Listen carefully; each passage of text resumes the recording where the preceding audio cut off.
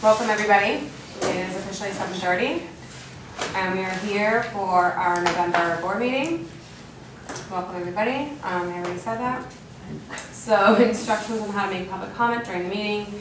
At points in the meeting, when the meeting chair requests public comment, members of the public shall indicate their desire to speak. All public comments shall be addressed to the board of directors and limited to 3 minutes per speaker. The board of directors may choose to respond to comments or request staff to respond at the conclusion of the public comment period. All right, we've done attendance. We are looking at our agenda. Eric, do you have anything you need to change? All right, are there any questions from the board about the agenda? I have no changes. No changes? All right, all those, go Just- ahead, Stephen. yeah. You have a question about the You agenda? know, we used to have a flag and say the Pledge of Allegiance before the meetings. I've noticed since COVID, we haven't done that. Is there a decision by the board that you don't want to do that? I mean, it is customary in most public meetings. It is true that we used to do it, and it is true that we stopped during COVID when we were online, and I do not, there was no discussion. I think it just kind of fell by the wayside, and we can maybe set that up again, guys? Discuss it. Yeah, all right, Eric. I mean, Didn't it's even know it was a just- It's customary, I think it would be great. All right, yeah. all right, all those in favor of the agenda as is? You just adopted. Okay, sorry, thank you. I'm trying to be good, and I'm not. The next one. All right, we're gonna move on to the consent calendar, everybody. Bear with me, apparently I'm not quite 100%. Is there any questions from the board about the draft minutes from the regular meeting or from the bills paid?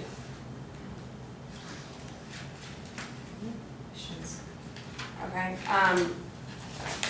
just confirming, Eric, because I read them and I'm like 100% sure I'm right. Slide repair literally means landslide repair, not our pool slide. Correct.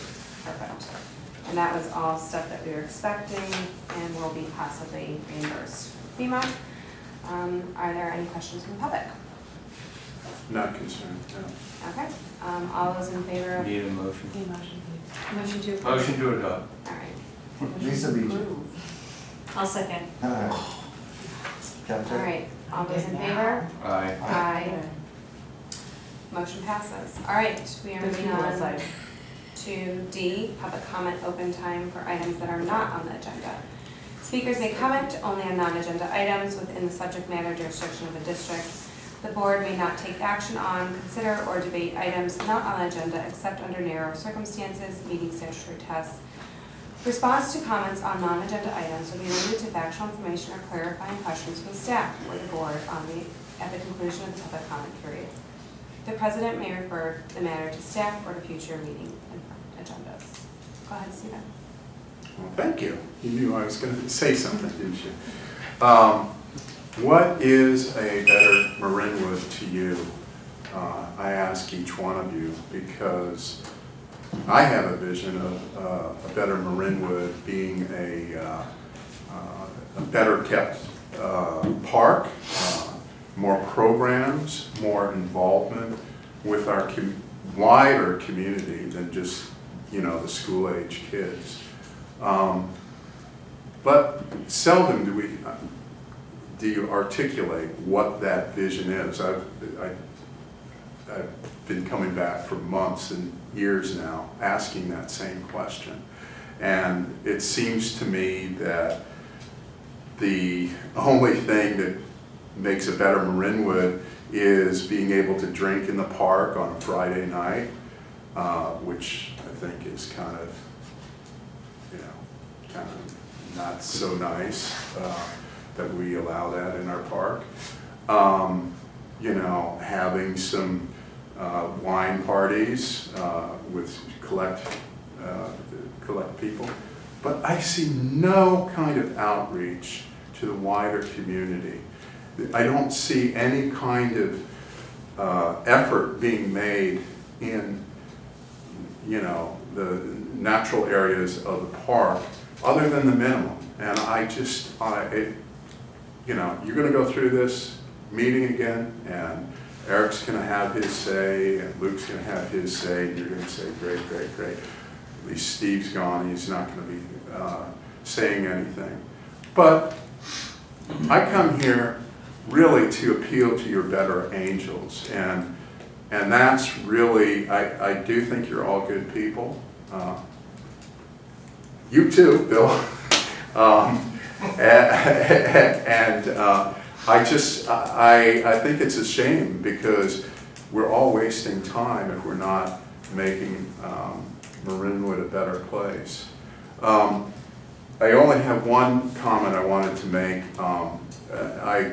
I'm walk through the park on a daily basis, walking my dogs, and you know, the problem with people racing along in their electric bikes is really getting to be a problem. I mean, especially some of these kids, and we all have opinions on the kids in electric bikes, but when they're ripping down the trail, and you know, you see these frail women walking up the park, it's just a matter of time before there's going to be some sort of accident.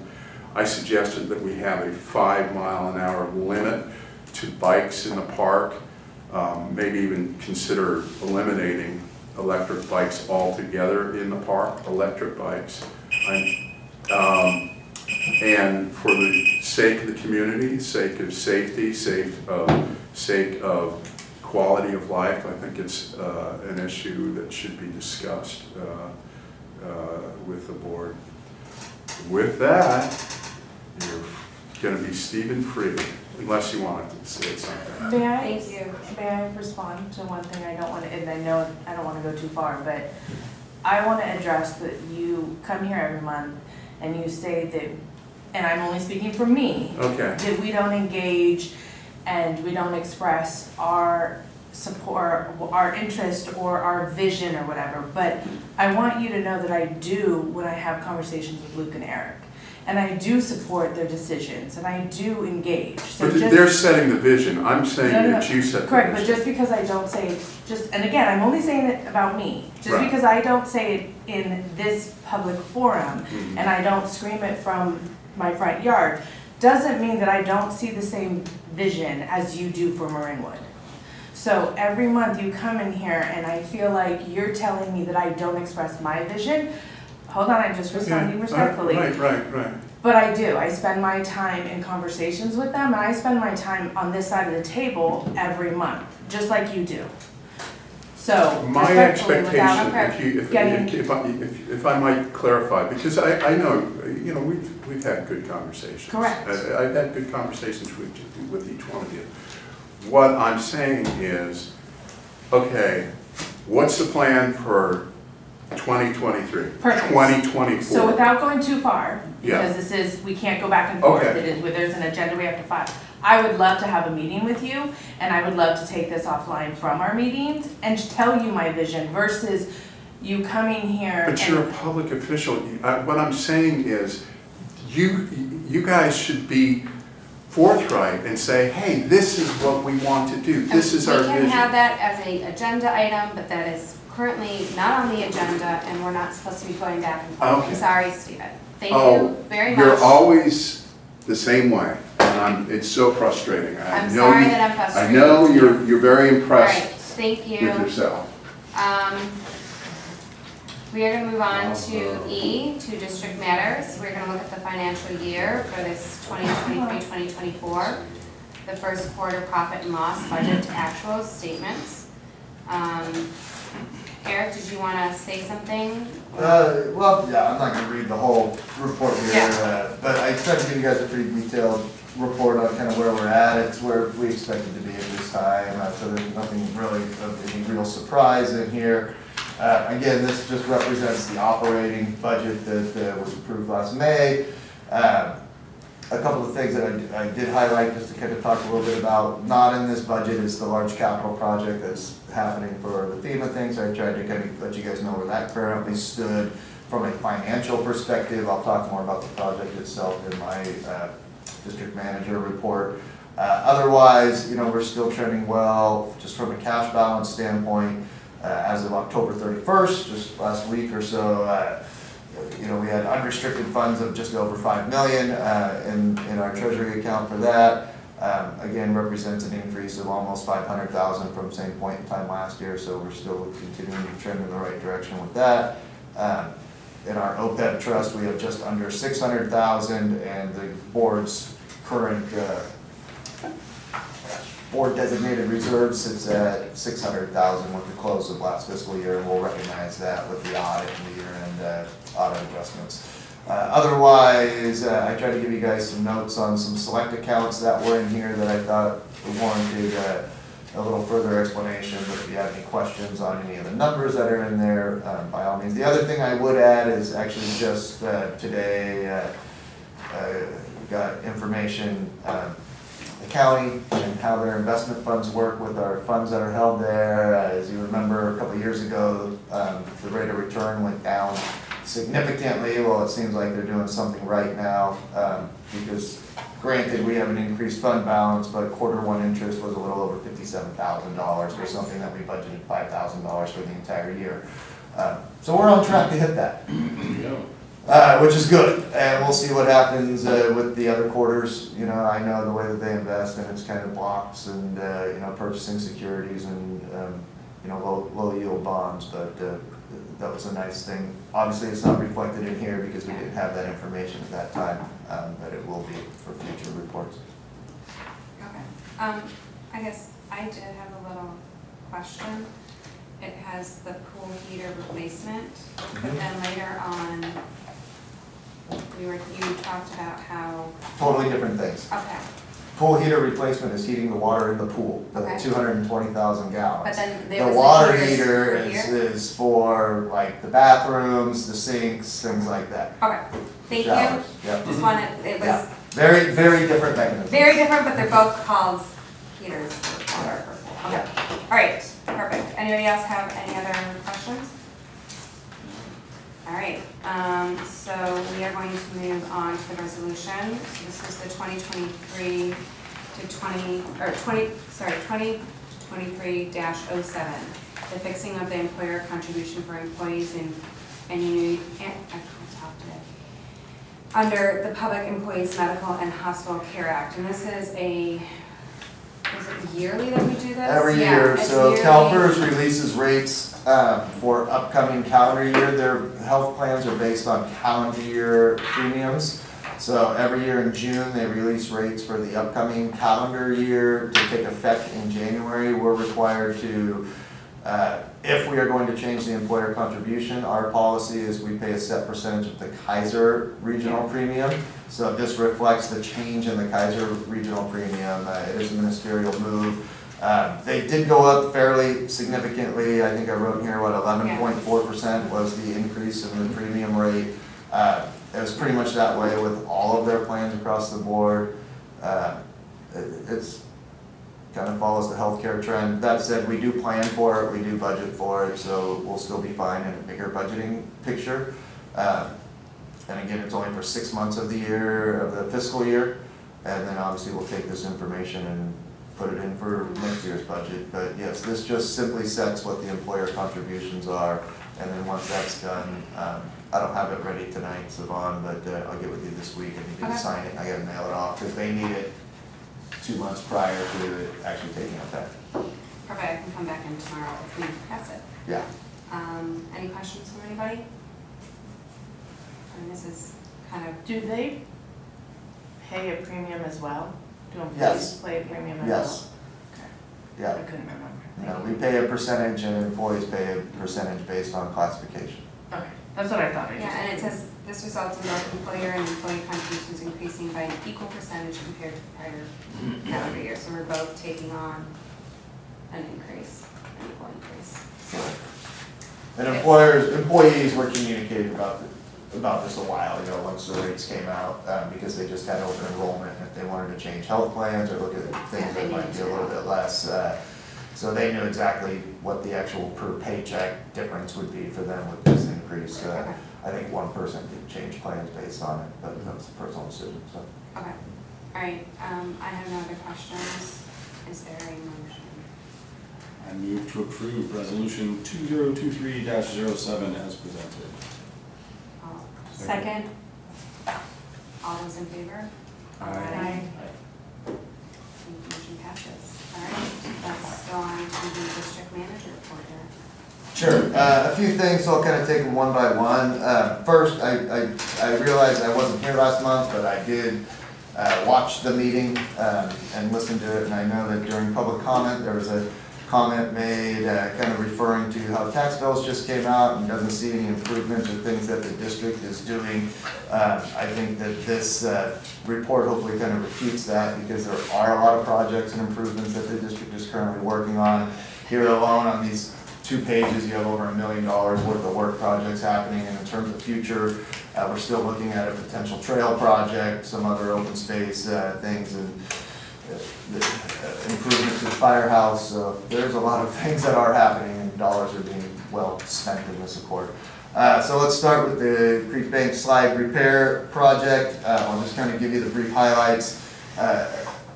All work in the creek channel that needed to be done to meet environmental regulatory deadlines was completed in time. They were able to pull out of there by October 31st. If you get a chance to kind of peek down there, it is incredibly impressive and complex, the work that was done down there, involving 1 and 2 ton boulders and large 15, 20 foot long tree trunks anchored to the boulders as buffers and habitat.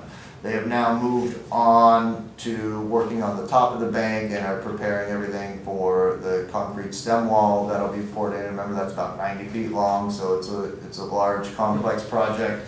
I will say, in terms of the creek work, one of the requirements of this contract that was written in the RFP is that the contractor had to hire an independent biologist as part of their costs to survey and monitor and supervise all of the work. That's been happening. The biologist has signed off on everything and is really pleased with the work and the quality that they're doing to kind of protect the environment and other habitat measures. And overall, I will just say that I'm really happy that we got this group to work on it. Westward Builders has been incredibly communicative. They've been working very hard. They've been meeting the deadlines they knew they needed to meet. They've been doing high quality work. And everybody we've kind of brought down to look at it, including our FEMA rep, has walked away incredibly impressed. It's a very complex project involving a lot of different types of engineering, so it's been going well. Yes? How are they getting the cement truck over there to pour that wall? It's good you asked. They're backing it as far as they can on the access road next to the firehouse, where then they attach hoses, they have a pumping mechanism, and then more hoses, and it gets pumped all the way over to that wall. They actually recently poured the stem footings for the stem that does go anywhere from 15 to 20 plus feet down into the ground. So they've already had their first round of concrete poured for that, and then The cart's over there? what's that? Instead of the CERT cart got pulled out? Yes, so we can make room. Okay. That is why the CERT trailer is temporarily in the parking lot, because a cement truck is much wider than that road. So they wanted to get it as close as they could, because all those, I think they're only 10-foot long. You can't just drive around the pool? No. No. And I will say too, granted, and Luke can chime in on this, the top of the grassy area right by the work area is getting pretty chewed up. It'll be fixable, but they've been doing a really good job at trying to maintain the rest of the turf. I was looking at it today, kind of behind the slides and from the gate. I was impressed at how non-beat up it looked. So they're really taking a lot of effort. And again, it's part of their contract as well that they will return it to pre-project conditions. That's a huge hole. That's a huge wall with a lot of cement. So well, right. So, but they've also, they've got skip loaders and excavators and everything else over there too. So they're moving a lot of real heavy tracked equipment. So they've been doing it the right way. For the rest of that project, just kind of in terms of FEMA, and I kind of feel like I'm a broken record here, but it is going well. It is progressing as fast as it can. Our FEMA rep remains highly engaged with us, and he has been very, very helpful at each kind of step along the review process. We've been getting a lot of very good feedback on how detailed and complete all of our documentation and everything else is. They kind of went through the first round of projected cost review and made it through there, but it still has to go through several more rounds. And all I can emphasize is, so far so good, but we are months away from getting any level of commitment from a financial obligation standpoint. I mean, we're gonna be well into 2024. And I made a note here that all of the challenges that are kind of happening at a Congress and legislature level, you know, potential government funding shutdowns and a lot of input isn't helping matters. And it's funny because I am sure I'll get an email tomorrow. I saw the next spending continuing resolution passed today. So our contracted rep, I'm sure will be like, good, I get to work with you for at least until 2 more months, which was our joke the last time they passed one. So, long story short, I still feel good about it, but I just want to set expectations proper that we're not going to have a final resolution and commitment from them until well into 2024. That said, we're doing what we can. Our project has been accepted. Now it's just going through all the verification and review. And we have cash on hand to cover it. We're fine. And then if need be, we do have the reserves that we could as a board. Mm-hmm. Yeah, but we're okay from I mean, the project will just be reimbursed in arrears, which is how it's a reimbursement grant anyway. Yeah, that's fine. I just want to make sure that we could pay the bills Yeah. as we're going. Well, yeah, we have no I mean, choice. I know that we can, but I'm just confirming. Yeah. Any other questions on that project? I mean, it is going well. Luke, if you had anything else to add that I kind of missed, feel free by all means, but. No, I think I would just add that it's been a great relationship so far with the contractor and the crews. Seems like they've been being very sensitive to our concerns and working well with staff, so we're happy about that. And if we get large amounts of rain between now and moving forward, like, is that You gonna hope we affect the get? pouring? Yeah. Oh, Well, I'm trying, like, I'm hoping that we're. Well, so some of the big things have been done. Right. They've drilled all the holes. That was Right. one of the things they wanted to get done before ground got saturated. You know, first off, the creek channel work is done. That's- So yeah. in terms of that, we're pretty good. I'm not worried about the bank being further undercut. You do still have some slide problems because it's unstable at the top, even Yeah. with the bench that they've built into it for now.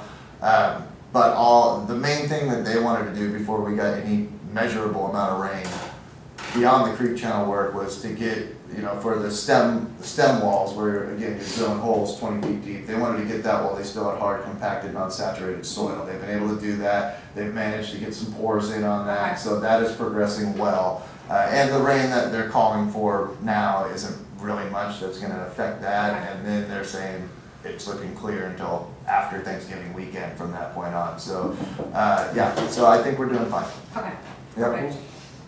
Thank you guys for your work in making that Yeah, happen. thank you. It's no small feat. It's a complex project from many angles. I mean, the project itself and the whole FEMA part just adds a whole nother component to it. But again, if we can get, you know, the $800,000 out of them that we're gonna wind up spending when this thing is said and done, hooray. We're just, throwing one complex project at you after another, with very different complexities. to Well, make that's the sure way it goes. You're learning. We don't want it to be boring. Yeah, I mean, come on, Is that right? part of our vision? Okay, any other questions, comments? Good, moving on. Just a quick update on the park playground. If you've been by during daylight hours, you can see that we currently don't have a playground because it's all been ripped apart. we have a swing set. There is We a have a swing swing set, set but and you're not allowed to swing on it. Nope. And the cool things sticking out of the ground. Everything is coming, these guys have I been saw great this to work morning. with too, so they broke ground a week ago yesterday. Quickly got everything demolished, and by the end of the week, had the swings kind of in place, everything's measured, a ton of holes. Again, you know, they'll start doing some concrete pours here relatively quickly too. It's coming along, I talked to them today, and they said, probably 2 to 3 weeks, it should be done. There's still gonna be a couple things left, Luke and I have been kind of coordinating more so on Luke's efforts. We'll have to bring in another, just a top layer of fall material, because when they pull it all back, it kind of just gets a little junky. So we'll have a nice clean level layer of, the engineered wood fiber that goes on top. But we were gonna do that this fall anyways, it's not an added. Yeah, but we knew that we would need it for this, but they're saving the majority, because you're talking about, you need like, 10 to 12 inches deep at most parts. So we're saving the majority, and then it'll be a nice fresh layer on the top. So rather than what would be several truckloads to fill it from scratch, we were able to utilize as much as we could. So they're moving good. I've kind of turned my focus on that to kind of more of the administrative requirements of the managing the grant. Just today, actually kind of finished up, we have to put a deed restriction on the property for it that says it'll maintain in this use for the life of the grant, which is through like 2042 or something, which, it's public park anyway, but I've been working with our attorney on getting all that put together, so I'll, hopefully within the next week or so, we'll have that notarized and recorded against the property. There's some signage we have to put up as we're getting close to the end too, so. But I was just in contact today with our rep from the state grant office and everything, we're still right on track for everything there too, so. Yeah, so that's great. I won't get into the next one. Is there any questions about the playground? Great.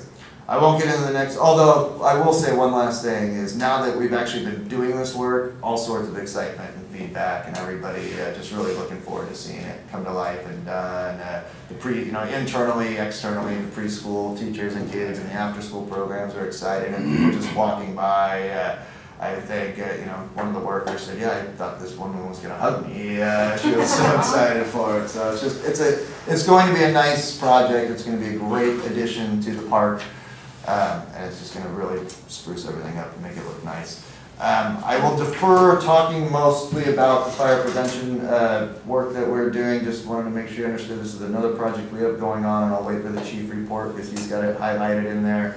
But we have begun on kind of our seasonal vegetation management needs in terms of creating shaded fuel breaks, getting rid of dead invasive or otherwise flashy fuels. Right now the work is focusing in Lucas Valley Estates, which is an area we haven't really been able to get to too much. And there's not a lot of open space area that's actually Marinwood property over there, but the areas that are we're addressing, and then it'll move on to the Idleberry area. And again, I'll let Chief White talk more about that. But I certainly want to recognize Chief White and specifically his vegetation management professionals that are over there, because we just wouldn't be able to pull this off without them. I mean, A, their expertise, B, just their manpower and time, and they handle all of the bidding, putting the project together, putting it out to bid, reviewing the bids, consulting with us on which contractor we wanted to bring in based on the bids. It's a lot of legwork that goes into it, and these guys are trained professionals on knowing what needs to be done. So again, Chief, please share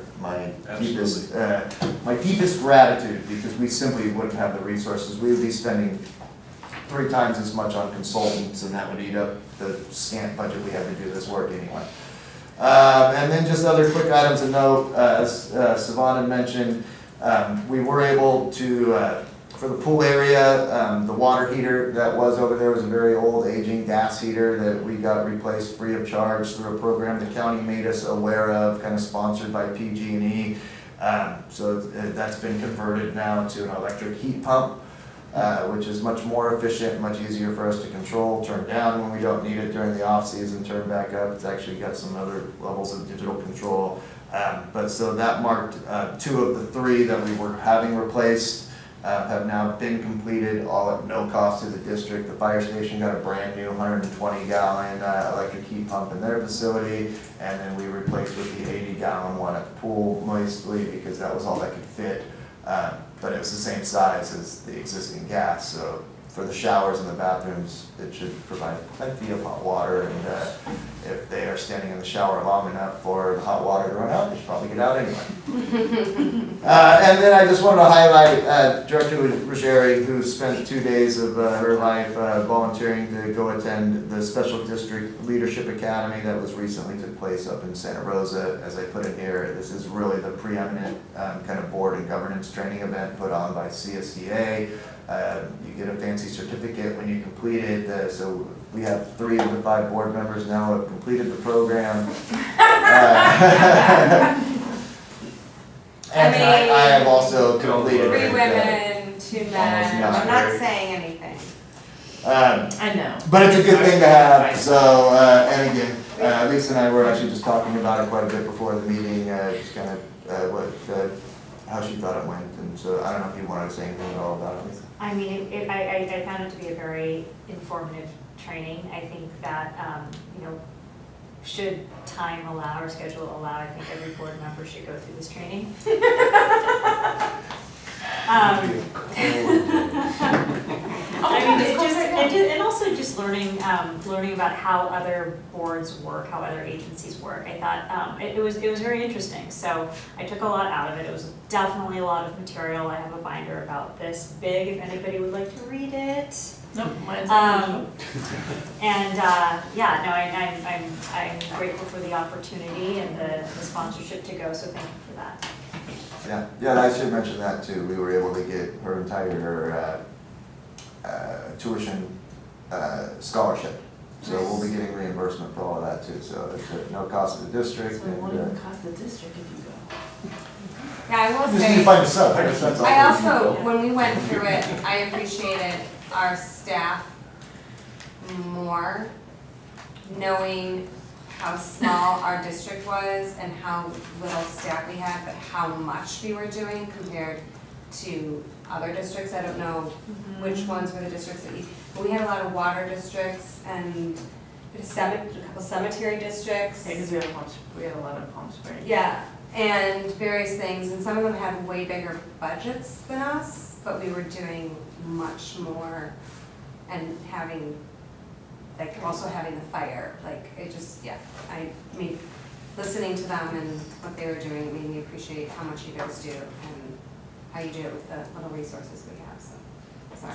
We are small and mighty, Yes, but and definitely fierce. we do a lot. And yes, I So, much appreciation for. so I thought you guys were lazy until I saw how other people were No, really that's lazy. not what I was saying. But, like, I knew that we did a lot, but I That was didn't nice. realize. I took away. I'm just gonna stop talking. No, I understood what you were saying. There are definitely some larger agencies that are more heavily resourced and don't do as much as we do. So that became very evident in just hearing different anecdotes and examples. And so I took that away as well. I mean, we cover a lot of ground at Marinwood CSD. So I definitely I came in with a similar impression. Yes. So thank you. All in good ways. I not in appreciate bad that. ways. Thank you on behalf of everybody. We tried. Otherwise, that's what I got. I mean, again, it just seems like there's a lot going on right now. Tiffany and I are also working on audit type stuff to get that completed. So there's no rest for the weary at this point in time, but, Our tax is done.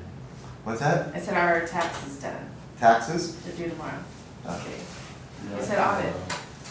Thursday. Wrong kind of audit. Audit. So we're moving along. At any rate, as you can see, I mean, there are a lot of capital improvements that are happening right now, a lot of land improvements that are happening right now, and the community's dollars are being well allocated. Thank you. Anybody have any other questions?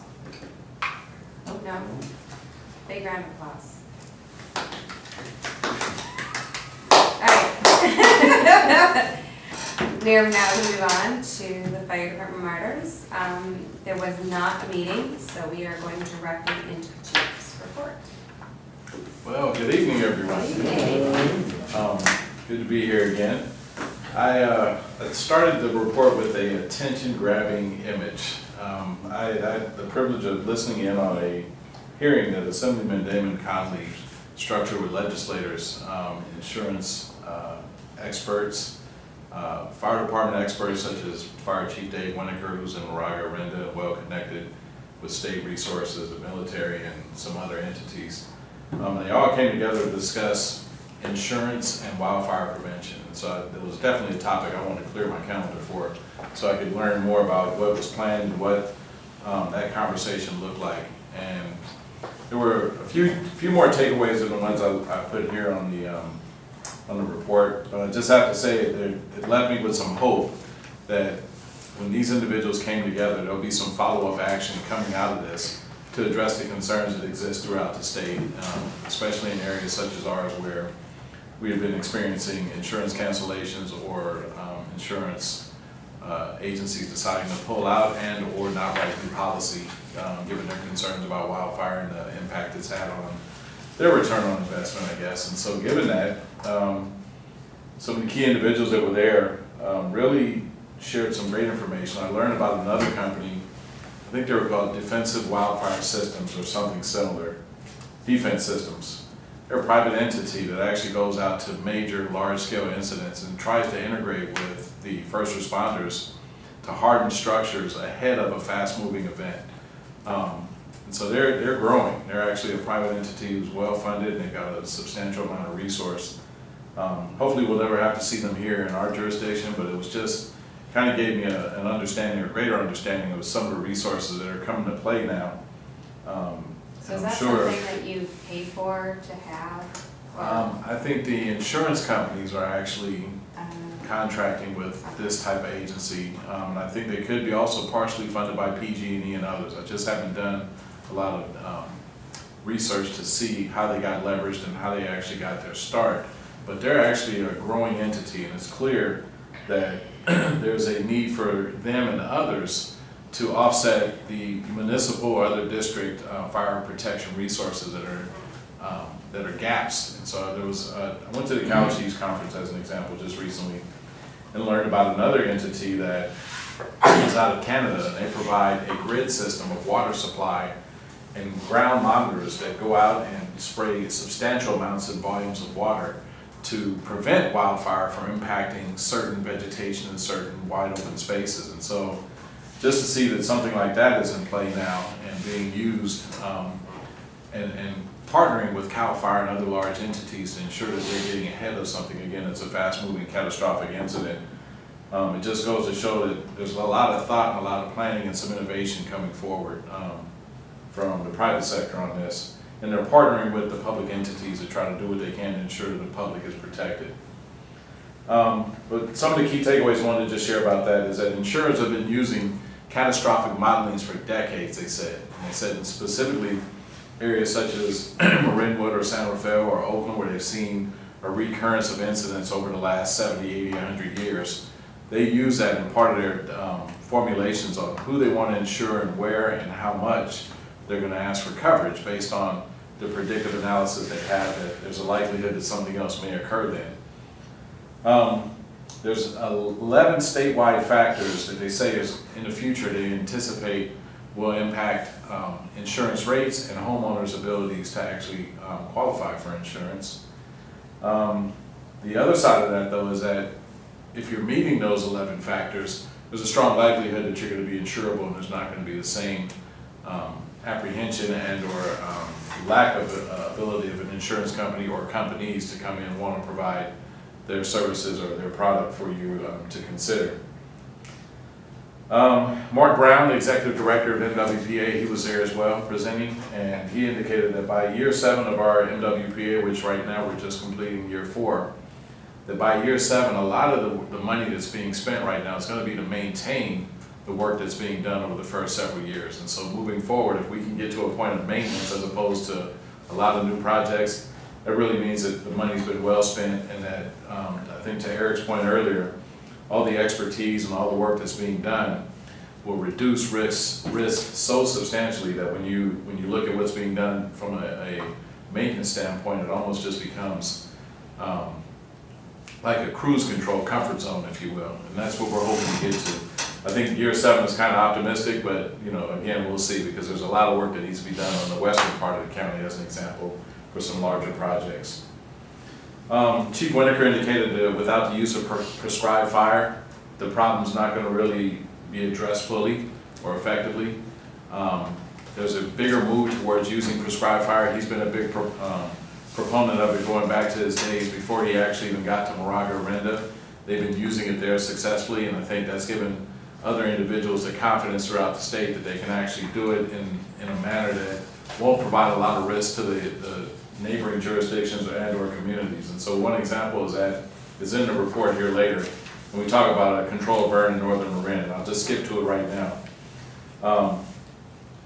October 3rd through 5th, there was a controlled burn that took place at the Lucas Valley, or excuse me, I thought it was Santa Benicia. Hang on one second, sorry. It said northern Marin, but I don't think Phil actually identified specifically where that burn was. It was like Chinatown. yeah.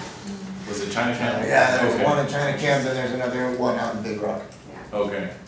What she indicated here was that the smoke was visible in northern San Rafael, and included Terra Linda, even Marinwood. Yeah, we all got multiple texts saying, do not call 911. Yes, and that was the thing I wanted to make sure that is when you know in advance that there is a controlled burn, please do your best to try to communicate to others, and if you call and inundate the 911 system with concerns or calls to the system right now, it's going to impact their ability to receive and or process calls in a timely manner for actual emergencies. So just wanted to cover that briefly. I'm sure none of you are doing that here, but the idea is as long as they're getting ahead of everyone, making the notifications in advance so that you know there is a prescribed burn or a controlled burn taking place, it shouldn't be an issue.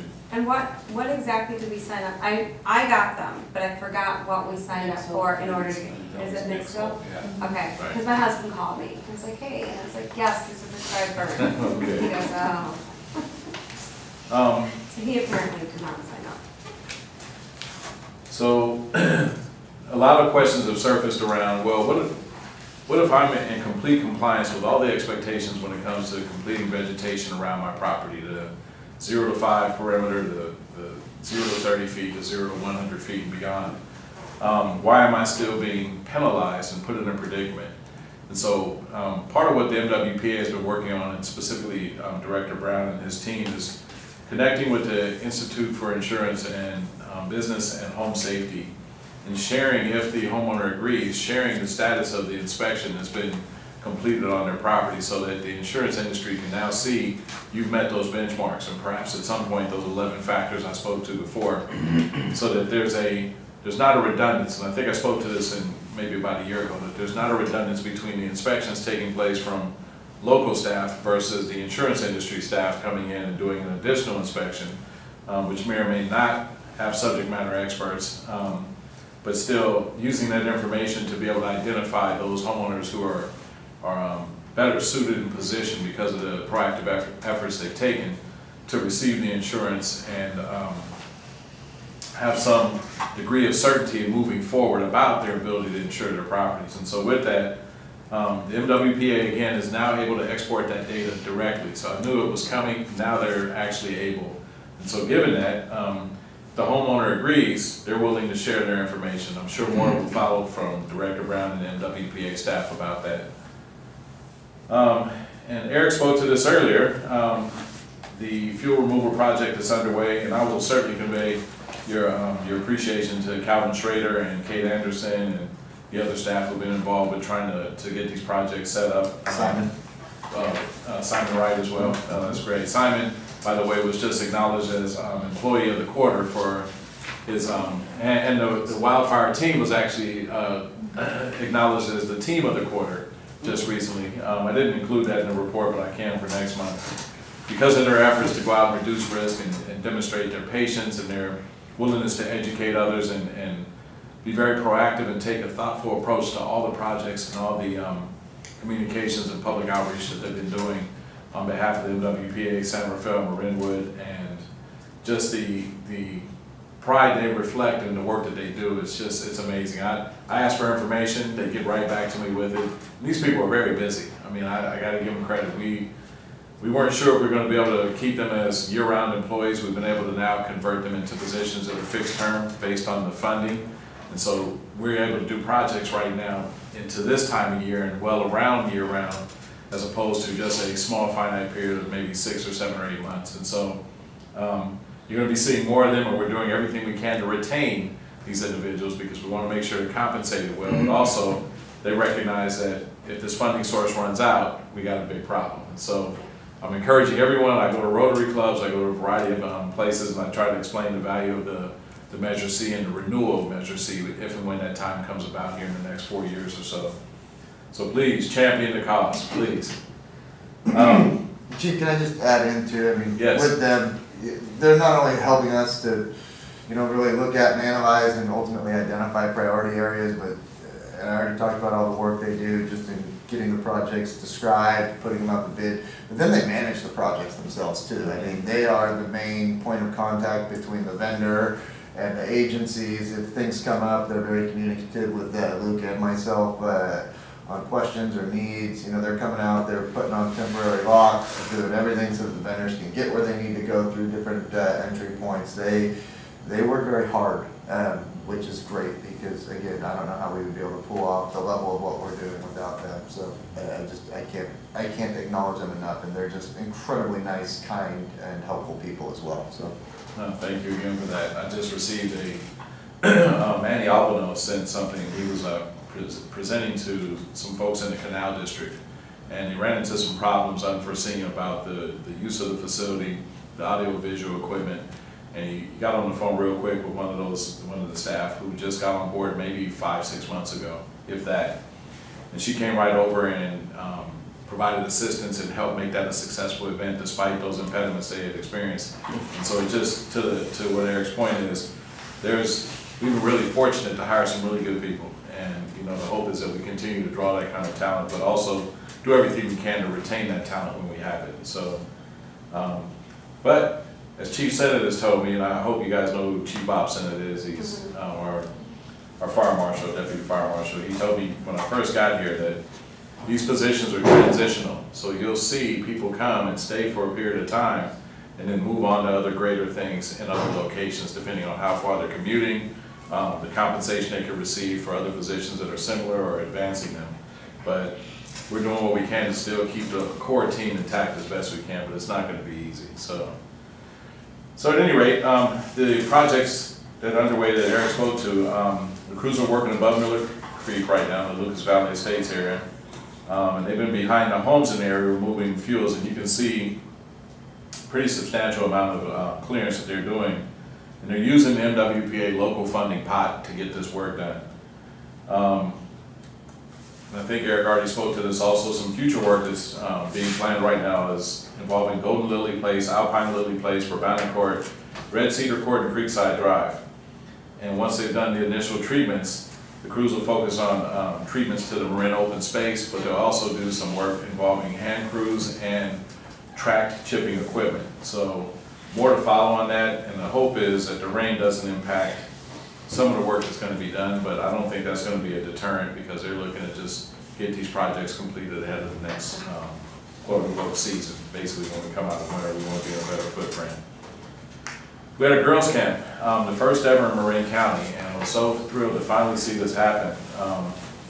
This was something that I had spoken to the Marin County Fire Chiefs Association about when I first arrived here back in April of 2020, and I had seen the girls' camp offered in the South Bay and the East Bay, and I knew there hadn't been a girls' camp here. And ironically, about the time we actually got the camp planning underway and the actual process underway post-COVID, we discovered we were short the needed number of instructors, female instructors, and that was going to pose a significant problem. So I reached out to a counterpart named Candace Coachman in Oakland, who gave me the contact for a young lady named Erica, that was with the Golden State Women in Fire Service.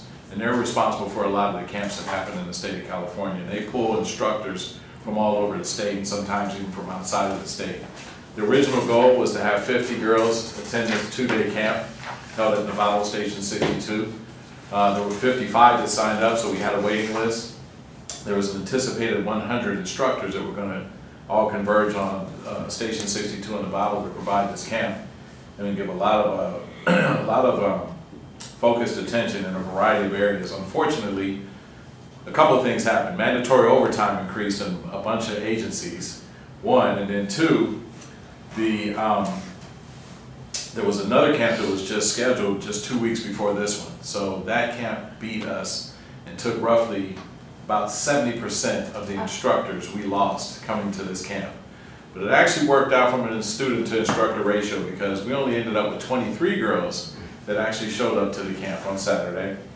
And by Sunday, 5 had dropped off, but we had 18 strong who hung in there and really got the full experience of being involved in the camp. And so, you know, it was a great event. I watched the women, the subject matter expertise, some of them who are employed with Novato, with Southern Marin, with San Rafael. None of the suppression personnel from San Rafael, ironically, but some of the staff like Kate Anderson, who does our vegetation management, Danielle, who's our administrative analyst, got involved, Michelle Dietrich, some others. and Katie Pinnell was our EMS coordinator. They all just jumped in and tried to make this a success, and they actually did. Golden State Women in the Fire Service said they felt like this was the best supported camp that they had ever attended, despite the fact that there were not the numbers that they had wanted to see. So we really feel like that was a great success, and that hopefully set the stage for future camps moving forward. Engine 58 went out the first day and supported the camp by one of the stations there where they were helping with pumping and getting the young women exposed to how the engine operates, how to advance a hose line, how to operate the nozzle, just giving them some basic 101 on fire hose handling, fire streams, and or just the engine and its difference from being an engine versus a truck, which I'm sure all you know, right? No? Well, I haven't been to the training in Santa Rosa, so. The engine, like that's what we have, and the Yes. truck is the ones that have the ladders that can go. That's it, exactly. Nice job. Spent 2 years on the fire Commission? commission. There you go, all right. Well, you nailed it on the head. And that's all you So- learned? Just kidding. And the eucalyptus trees. I was gonna say. You live on district, yes. So this past month, we had another exactly 129 emergency calls through the month of October. In October, one half of them, or excuse me, September, one half were EMS, whereas in October, 2/3 were EMS. Not sure why the spike in EMS calls, but certainly we know that's more really around the average. Most of the calls tend to be EMS, 7 out of 10 on average. So just an anomaly for the month of September. And as always, sub 6 minutes. You know, this was a little bit higher than normal, 5 minutes, 53 seconds. But that could have been due to a number of different factors, distance they had to travel, road conditions, other things. Yeah, so with that, available to answer any questions that anyone may have. Thank you. Yes, this is very thorough. I do have one question that I didn't see indicated on this report. Was there any feedback from the drill that we did at the end of October for evacuating Lucas Valley and Marinwood? Should there be a fire, and just kind of the time to exit, and just any feedback that you received about it? Actually, I didn't get any feedback. How many of us actually? I did it, a lot of That people was the did. homeowner association, wasn't it? It was mostly, No, I mean, it was I thought it was the Wildfire Prevention Authority, but I don't. What they do? so they did have a meeting at Lucas Valley Elementary, but until I got the text, I thought it was mostly an evacuation plan for just the Lucas Valley estates had a meeting? and Upper Lucas, like Do you know the, about it? so I didn't know, and we were in the middle of things, and Well, I gotta May tell you, not I'm have completely practiced. surprised. I had no idea there was an evacuation drill taking place. Yes, I mean, You well, just said since Upper Lucas Valley was a part of it, which was technically part of Marinwood, I'm surprised that you didn't know about it. But yes, there was a drill, it was right around Halloween, actually, I don't remember the exact date, but I think it was I the got it Sunday on next before Halloween. And it was, yes, everyone was to evacuate, it was an evacuation drill, evacuate their homes at 2 o'clock, and then exit going towards Los Gamos. That was the meeting spot. So it was, I participated, and I thought it was a very interesting exercise because it took me about 45 minutes to get from Upper Lucas Valley to Los Gamos. Well, that's because it Everybody was bumper to bumper. Well, it was bumper to bumper, But but see, at the same In time. a true evacuation, you're gonna have both sides of the road available to outgoing traffic. They're gonna change the whole Right. scheme of everything. Oh, I don't disagree, but also in an actual emergency, there's gonna be a lot more people on the road. Yeah, like Were people there- who were would there get any- the text. Or people who might just see something I running, didn't. right? Were there any So- law enforcement officials present to help with the evacuation, or? There were no No, law nothing. enforcement. It wasn't, Okay. it I wasn't don't think it was- scheduled that way. So the, at Upper Lucas Valley, CSA 13, they have a pretty large, and not too far back, fairly recently formed Firewise community.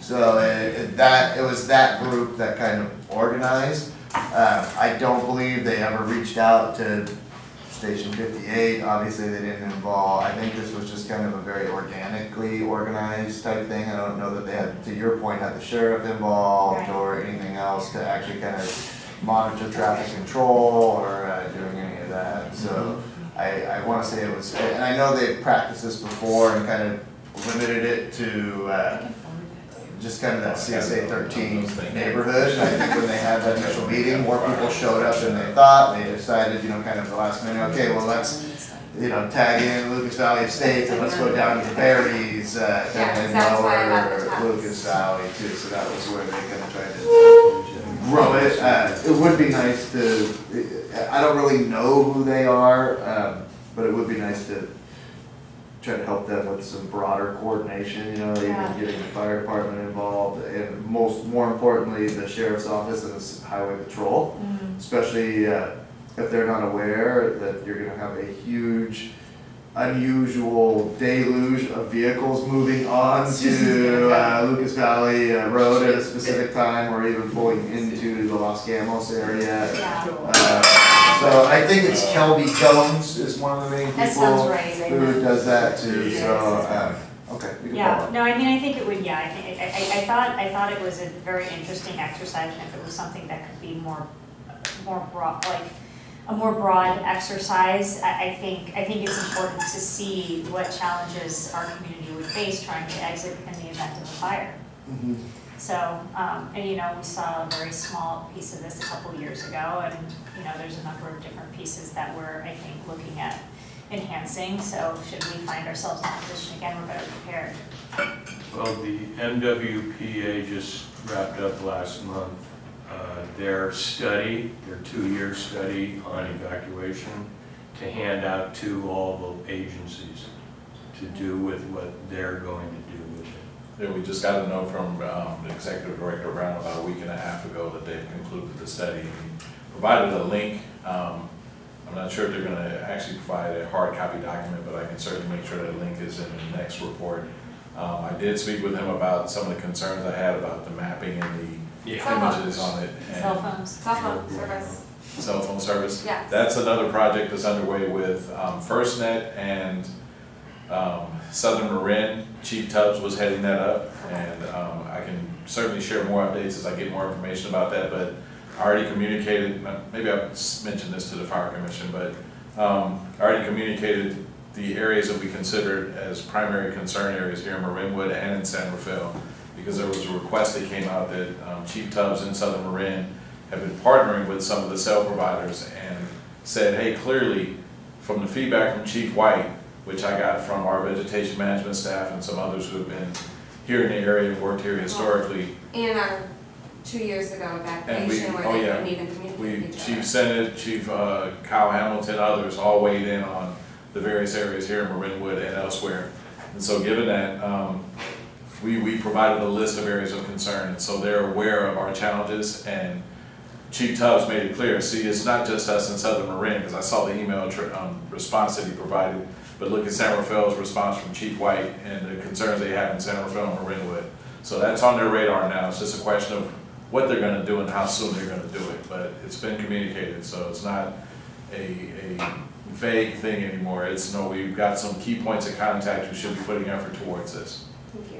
Absolutely, and when I get more information, I'll make sure I bring it forward. You can just tell them that we. Yeah, well, and they also need to understand that FirstNet isn't gonna help the broader public. No, it's not FirstNet, just FirstNet, it's FirstNet and the Good. cell providers. yeah, that's good, yeah, because FirstNet is, it's an AT&T function, but it's geared strictly towards like emergency personnel, and it's not cheap. Because we looked into it and it's just very expensive, especially for a small agency just like this, but it's not available to, a Joe consumer. It's, simply so first responders and things can utilize this as a cell network, yet it seems kind of redundant when you also have the radios, so I don't know. Yeah, it evolved. Years ago, I went to Washington DC regarding what they call D-Block in the spectrum, that at the time was being assigned to just specifically public safety use, whether it be law enforcement, fire, EMS. to ensure you had voice, data, video, and all capability in the event there was a catastrophe. Everyone had been relying, including all first responders, on the commercial networks. And so if the networks are jammed, first responders wouldn't have the ability to effectively share information. What ended up happening though is that there were major companies such as Verizon, AT&T, and others that bid on that D block spectrum. And AT&T won out, paid the most for it.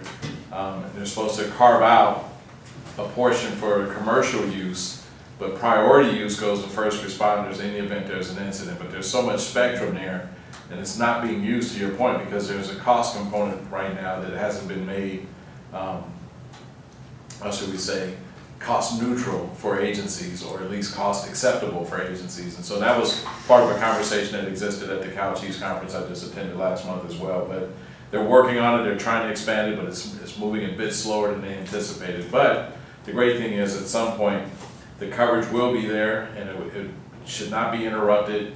And first responders will have the priority, but the spectrum has enough capacity to actually extend it out to the commercial users as well. They'll just make sure they're not given priority during a major catastrophe. Right. Yeah. Yes. Thank you. You're welcome. Any other questions, thank you? Nope. Thank you, Chief. Thank you so much. Thank you. Guys, have a great night. Have a Appreciate it. nice day. Thanks. Totally appreciate it. Thank you. All right, we are gonna move on to Parks and Recreation matters. Thank you. I'm going to touch on a few things in my report. Since the last minute, the Recreation Department put on our annual Fall Art Show, which is, I guess, a semi-annual art show we do every year. And this was on Saturday, October 21st, and another great show. We had around 40 artists showing works there. We were trying to tally it up, but I think it was either our best or one of the top 3 best attended art shows we've had so far, so we're really excited about that. And this show is cool. It's a little bit different than our other events, and it brings a little bit of a different demographic to the community center. It's we do get families, and we get some of the the regular people that are more regulars or other things, but it also brings in a little bit of an older population, and also the art community shows up, and that's something that we don't really draw from in some of our other events as much. So it's definitely a different group that comes, and we make sure to have our information available with our other classes and programs and things. So we do get some new blood in the community center, which is always really cool. And the event was really fun, and a lot of great artwork. So we actually sold a handful of pieces at this show. So definitely a really great event, and really happy with the way it went. Our next event is going to be the annual winter concert, or Jingle Bell Jazz event. It's going to be on Friday, December 8th, here in the reception hall. So we're working on putting all the details together for that, but that should be a great time. We'll have photos with Santa, great holiday music, a bunch of treats, and we'll have some arts and crafts for the kids, but that should be a lot of fun on Friday evening. And I mentioned the last time we started a new program for seniors called the Senior Stroll that we're kind of doing every month or every other month. That our first couple installments have taken place now. It's been super popular. We've got a great group of seniors excited to come out and walk and meet people and see the neighborhood.